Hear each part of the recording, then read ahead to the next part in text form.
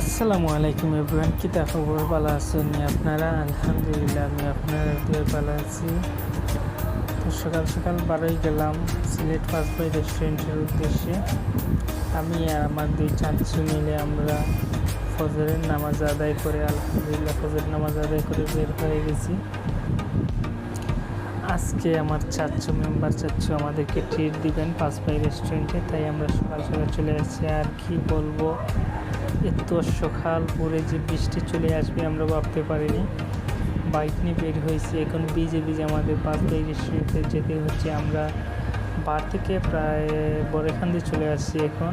আর যত যাচ্ছি তত বৃষ্টি বাড়তেছে, বৃষ্টির জন্য ফোনটা দিয়ে ভিডিও করতে পারতেছি না।